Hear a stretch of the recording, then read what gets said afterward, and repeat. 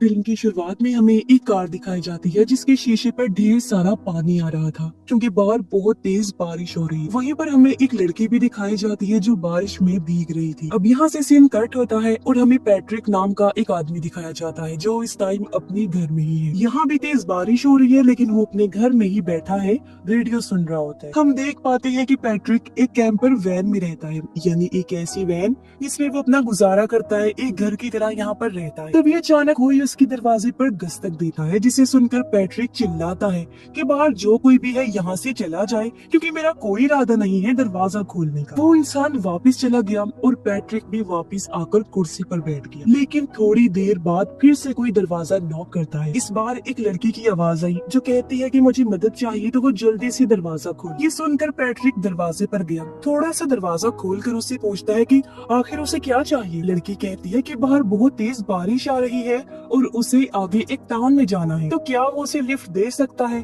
ताकि वो वहाँ पर सही सलामत पहुँच सके। पैट्रिक उससे कहता है कि वो बहुत भीग रही है तो वो अंदर आ जाए। और जब वो लड़की अंदर आती है तो पैट्रिक उसे देखकर हैरान हो जाता है, मानो जैसे उसने पहले भी उसे कहीं पर देखा हो। पैट्रिक उससे कहता है काफी रात हो गई है तो वो इतनी रात को कहाँ जा रही थी। लड़की उससे कहती है कि उसे बस अगले टाउन में जाना है। अब पैट्रिक उसके लिए तौलिया भी लाता है लेकिन वो लड़की ये कहकर मना कर देती है कि मुझे तौलिया नहीं चाहिए, मैं बस जहाँ जाना चाहती हूँ तो मुझे वहाँ छोड़ दो। इस पर पैट्रिक उससे कहता है कि ये वैन बहुत टाइम से खराब पड़ी है, ये चल नहीं सकती, इसलिए मैं तुम्हें टाउन नहीं छोड़ सकता। कल सुबह यहाँ से एक बस जाएगी तो वो उस बस से टाउन जा सकती है, इसीलिए तुम यही रात गुजार लो और कल सुबह होते ही यहाँ से चली जाना। वो ये भी बताता है कि इस टाउन के बच्चे अक्सर उसे परेशान करते हैं, वो दरवाजा खटखटा कर चले जाते हैं, इसीलिए जब तुमने पहली दफा दरवाजा नॉक किया था तो मैंने तुम्हें यहाँ से जाने को कहा क्योंकि मुझे लगा था कि शायद वहाँ भी कोई बच्चा है जो बस मजाक करने के लिए आया है। आगे वो कहता है कि तुम बहुत भीग गई हो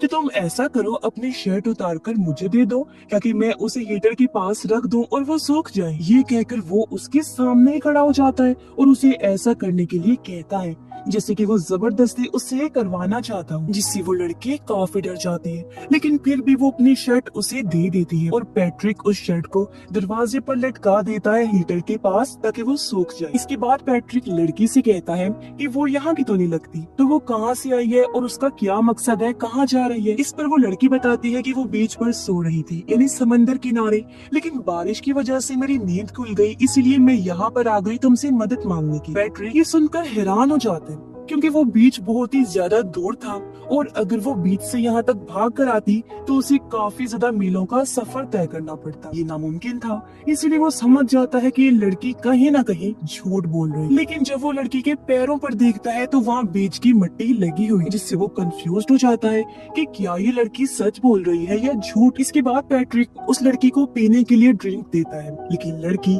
उससे कहती है कि उसे ये ड्रिंक नहीं पीनी, वो उससे फोन मांगती है ताकि वो एक कॉल कर सके। पैट्रिक ने कहा कि यहाँ कोई फोन है ही नहीं। फिर वो अपनी जेब से कुछ सिक्के निकाल कर उसके सामने टेबल पर रख देता है और कहता है कि थोड़ी आगे एक फोन बूथ है जहाँ जाकर वो कॉल कर सकती है, मगर इतनी रात होने की वजह से फोन बूथ बंद हो गया होगा जिस वजह से उसे रात यही बितानी पड़ी। आगे उसने कहा लेकिन मेरे पास फोन बूथ की चाबी है, अगर वो चाहे तो वो उसके साथ वहाँ जा सकता है। पर लड़की मना करके वहाँ से जाने लगती है, लेकिन जब वो देखती है कि बाहर बहुत तेज तूफान आ रहा है तो वो यही रुकने का प्लान बनाती। वो पैट्रिक की ट्रॉली में लड़कियों की कई सारी चीजें देखती है जिससे उसे लगता है कि शायद ये उसकी वाइफ की होंगी। तभी पैट्रिक कहता है कि क्यों ना तुम गर्म पानी से नहा लो ताकि उसका जिस्म साफ भी हो जाए और तब तक उसकी शर्ट भी सूख जाएगी। ये कहकर वो फिर से उसके सामने आकर खड़ा हो जाता है जैसे वो फिर से उसे ऐसा करने के लिए फोर्स कर रहा हो। लड़की घबरा गई और ना चाहते हुए भी बाथरूम में चली जाती है नहाने के लिए। तभी हम नोटिस करते हैं कि वैन के ऊपर से कोई चीज गुजर रही है क्योंकि वहाँ काफी तेज आवाज आ रही थी जिससे लड़की और ज्यादा घबरा जाती है।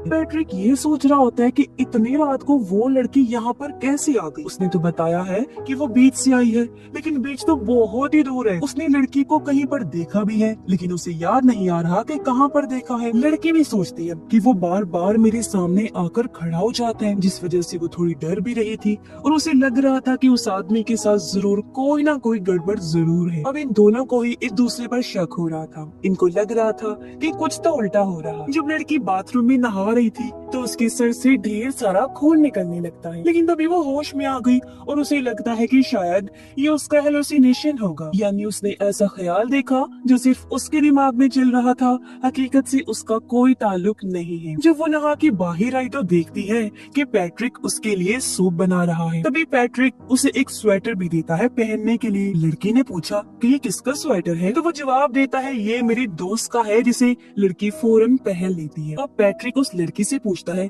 क्या तुम्हारी शादी हो गई है। ये सुन वो लड़की यानी कि विजिटर कहती है कि मैं अपना ख्याल तो ठीक से रख नहीं पाती, अपने हस्बैंड का कैसे रखूंगी, यही वजह है कि मैंने अभी तक शादी नहीं की। मैं एक शहर से दूसरे शहर में घूमती फिरती रहती हूँ और अपने आप को ऐसी सिचुएशन में फंसा लेती हूँ जिससे निकलना बहुत मुश्किल होता है। जैसे मैं यहाँ फंस गई हूँ और मेरा निकल पाना यहाँ से कितना मुश्किल हो रहा है। इसके बाद वो लड़की पैट्रिक से पूछती है कि वो रात को 2 बजे तक क्यों जागा हुआ था। पैट्रिक उसे बताता है कि वो बहुत अकेला हो गया है, जिसकी वजह से उसे नींद आना बंद हो गई है। फिर वो उसे सूप देता है पीने के लिए, लेकिन वो उसे नहीं पीती क्योंकि उसे पैट्रिक पर बिल्कुल भी भरोसा नहीं था। तभी अचानक दरवाजे पर दस्तक हुई, जो सुनकर वो काफी घबरा गया और विजिटर से पूछता है क्या ये तुम्हारा कोई बंदा है, तुमने किसी को बुलाया है। तो विजिटर उससे कहती है कि उसके साथ कोई भी नहीं है, वो बिल्कुल अकेली है। ये सुनकर पैट्रिक दरवाजे से बाहर देखता है, लेकिन उसे वहाँ पर कोई भी नजर नहीं आता, जिससे वो समझ जाता है कि शायद बच्चे ही उसके साथ मजाक कर रहे होंगे, इसीलिए वो फौरन दरवाजे को लॉक कर देता है। इसके बाद पैट्रिक देखता है कि विजिटर सूप पीने की बजाय उसे एक जगह पर फेंक रही है और ये देखकर वो समझ जाता है कि लड़की को मुझ पर यकीन नहीं आया अभी तक, इसीलिए तो वो उसका दिया हुआ खाना भी नहीं खा रही है, सूप भी नहीं पी रही है। इसलिए पैट्रिक उसे कहता है कि तुम्हें वो खाना खा लेना चाहिए था क्योंकि उसके अंदर मैंने कुछ नहीं मिलाया था। लड़की ये सुनकर कहती है कि मैं ऐसा नहीं चाहती थी, लेकिन फिर भी मैंने ऐसा किया क्योंकि मुझे अभी तक तुम पर यकीन नहीं हो रहा। ये सुनकर पैट्रिक टॉर्च लेकर आया क्योंकि वहाँ की लाइट खराब हो गई थी और उसे कहता है कि अगर वो चाहे तो यहाँ से जा सकती है, कोई जबरदस्ती नहीं है उसके साथ। इस पर लड़की कहती है कि नहीं, मैं यहाँ से जाना नहीं चाहती और हमें मिलकर फ्यूज बॉक्स को ठीक करना चाहिए ताकि लाइट वापिस आ जाए। अब लड़की को कहीं न कहीं लग रहा था कि आदमी बिल्कुल ठीक है और मैं बिला वजह है उस पर शक किए जा रही हूँ, इसलिए अब से वो उसके साथ अच्छे से बात करने की कोशिश करती है। फिर वो दोनों फ्यूज ठीक करने जाती हैं। पैट्रिक आगे होता है और लड़की टॉर्च पकड़कर पीछे खड़ी हुई, लेकिन तभी टॉर्च की लाइट पैट्रिक के कपड़ों पर पड़ी जहाँ खून लगा हुआ था। साथ में एक हथौड़ा भी रखा हुआ था जिस पर भी खून लगा हुआ था। ये देखकर वो काफी डर जाती है और उसे लगता है कि शायद वो कातिल है, मगर वो उसकी पीठ पर लगी चोट को ठीक करने के लिए दवाइयाँ लेने जाती है। उसने जब मेडिसिन वाला बॉक्स देखा तो एक बॉक्स में बहुत सारे इयररिंग्स थे जिनमें एक उसकी खुद की भी। देखकर वो चौंक गई और उसे समझ नहीं आ रहा था कि आखिर यहाँ पर हो क्या रहा है। वो फौरन बाहर आई, पैट्रिक से झगड़ा करती है कि आखिर तुमने मेरे इयररिंग्स क्यों चुराए। ये सुन पैट्रिक कहता है कि मैं तुम्हें पहली बार देख रहा हूँ, इसलिए तो हो ही नहीं सकता कि मैंने तुम्हारे इयररिंग्स चुराई हैं, उनमें से एक भी तुम्हारी नहीं हो सकती। लड़की काफी घबराई हुई थी और वहाँ से जाने का मन बनाती है। वो कहती है कि वैन का दरवाजा खोलो ताकि मैं जा सकूं। पैट्रिक कहता है कि दरवाजा पहले ही खुला है, अगर जाना है तो फौरन निकल जाओ। वो कहता है तुम खुद यहाँ आई थी मदद मांगने के लिए और मैंने तुम्हारी मदद की भी, लेकिन अब तुम ऐसा क्यों करके दिखा रही हो जैसे मैं गलत हूँ। आखिर मेरे पास ऐसे लोग क्यों आ जाते हैं मदद मांगने के लिए जो बाद में मुझे ही गलत कहते हैं। अच्छा हो कि तुम लोग मेरे पास आओ ही ना, क्योंकि अगर वो लोग मेरे पास आएंगे ही नहीं तो मैं भी मदद किसी की नहीं करूँगा। अब लड़की ने जब दरवाजा खोला तो देखा कि बाहर तो बहुत तेज तूफान आ रहा है, इसलिए वो फैसला करती है कि मैं यहीं पर रुकूंगी। वो पैट्रिक से ये कहकर माफी मांगती है कि आई एम सॉरी, मुझे तुम्हारे साथ ऐसा बर्ताव नहीं करना चाहिए था। पैट्रिक ने उसे माफ कर दिया और वो उसके साथ ताश खेलने लगा। कहता है कि मेरी शादी हो चुकी, लेकिन मेरी वाइफ नशा करती थी, एक दिन ज्यादा लेने की वजह से उसकी मौत हो गई। आगे उसने कहा कि मेरी वाइफ से मेरी पहली मुलाकात एक गैस स्टेशन पर हुई। उसने भी मदद मांगी थी क्योंकि उसे भूख लग रही थी, तो मैंने उसे चिप्स के पैकेट्स दिलाकर वहाँ पहली बार ही हमें एक दूसरे से प्यार हो गया और हमने शादी कर ली। ये बातें सुनकर लड़की को उस पर यकीन हो गया और इस बार वो ड्रिंक पी लेती। तभी पैट्रिक को बाहर किसी कार के आने की आवाज आती है और जब वो बाहर जाता है देखने के लिए कि कार किसकी है तो लड़की फौरन उठकर उसके बेडरूम में जाती है क्योंकि वहाँ से उसे फोन की वाइब्रेशन सुनाई दे रही थी और उसे लग रहा था कि शायद वहाँ कोई फोन मौजूद है। जब इसने वहाँ जाकर पर्दा हटाया तो ये देखकर उसके होश उड़ गए कि वहाँ एक लड़की की लाश पड़ी हुई है जिसके हाथ हाथ में चिप्स के पैकेट्स थे। ये देखकर वो लड़की काफी घबरा गई और उसे यकीन हो जाता है कि सच में पैट्रिक एक कातिल है। ये लड़की उसे गैस स्टेशन पर मिली होगी जिसे उसने चिप्स दिलाई, फिर बहाने से यहाँ लाया और उसे मार। ये वही लड़की है जिसकी कहानी वो अभी सुना रहा था, लेकिन वो झूठ बोल रहा था कि वो मेरी वाइफ है। ये देखकर लड़की बहुत डर गई, फौरन वहाँ से भागने का फैसला करती है, लेकिन जैसे ही वो पीछे मुड़ी सामने पैट्रिक खड़ा था जो फौरन उस पर अटैक करके उसे बांध देता है। वो कहता है कि हाथ पाँव ना मारना, लड़ने की कोशिश मत करना क्योंकि कोई फायदा नहीं होगा। पहली लड़की को मैंने ड्रग्स देकर मारा था। वो ऐसा ड्रग होता है जिससे जिस्म का पानी सूखने लगता है और जिस्म में पानी की कमी की वजह से गला सूज जाता है और इंसान की मौत हो जाती है। तुम्हारी मौत भी ऐसे होने वाली है क्योंकि तुम्हारी ड्रिंक में भी मैंने वही ड्रग मिला दिया है, वो भी सारा का सारा। ऐसा हुआ भी लड़की को अजीब सा महसूस होने लगा और उसका गला सूज जाता है, जिसकी कुछ देर बाद उसकी भी मौत हो जाती है।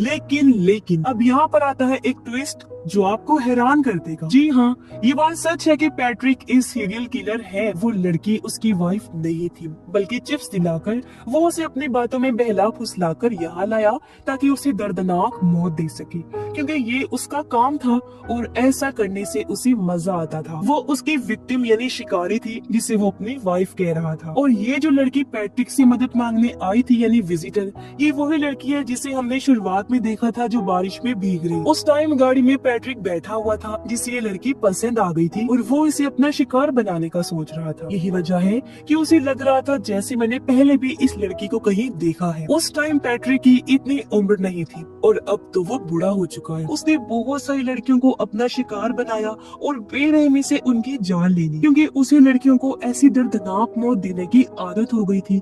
ना चाहते हुए भी वो उन्हें मार दिया करता और अब वो बूढ़ा हो चुका है, बिल्कुल अकेला है। इसीलिए वो उस लड़की को अपनी वाइफ कह रहा था क्योंकि उसका दिमागी तवाज़ुन थोड़ा खराब हो गया था, लेकिन अक्सर उसे अपने किए का पछतावा होता था। और इससे भी बड़ा राज यहाँ मैं आपको बताती हूँ जो सुनकर आप भी चौंक जाएंगे। तो वो ये था कि अभी तक कहानी में जो हमने देखा वो सारा कुछ पैट्रिक के दिमाग में चल रहा उसका ख्याल था, क्योंकि उसका दिमाग इतना ज्यादा खराब हो गया था कि उसे अपनी विक्टिम्स नजर आ रही थी जैसे जैसे उसने उनका खून किया था। हालांकि ये चीज तो बहुत पहले ही हो चुकी थी। ये सारे विजन्स ख्याल पैट्रिक को अक्सर नजर आती रहती थी जो उसकी अलग अलग विक्टिम्स लड़कियों के होते हैं जिन सबको उसने अपनी जवानी से अब तक मारा था, और ये सब चीजें उसे शर्मिंदगी का एहसास करवा रही। कुछ लड़कियों के ख्याल तो हेलुसिनेशंस बन जाती थी, जैसा कि पैट्रिक ने उनके साथ जो कुछ किया भी नहीं वो भी उसे दिखाई दे रहा था, सिर्फ उसके खराब दिमागी हालत की वजह से। वो मनगढ़ंत कहानियां बनाया करता था, जैसा कि उसने इस लड़की के बारे में देखा। वो लड़की जब मदद मांगने आई थी तो तभी पैट्रिक ने हथौड़े से उसे मार दिया। यही वजह है कि शॉवर लेते हुए उसे खून दिखाई दिया और लड़की के साथ आगे का सारा टाइम बस पैट्रिक की हेलुसिनेशंस थी। और जिस लड़की को भी वो मारता था उनका सामान अपने पास ही रख लिया करता था। और अब उन सभी लड़कियों की आत्मा यहाँ आकर पैट्रिक को भी वही ड्रग पीने पर मजबूर करती है जो बिना सोचे वो पी भी जाता है। और अब मरने की बारी उसके खुद की थी। वो इस गिल्ट को अपने साथ लेकर मरने वाला था कि वो कितना बड़ा सीरियल किलर था, लेकिन अब इसका कोई फायदा नहीं था। उसका ये गिल्ट उसके साथ ही मर जाएगा। और इसी के साथ ही इस फिल्म की कहानी यहीं पर खत्म हो जाती है।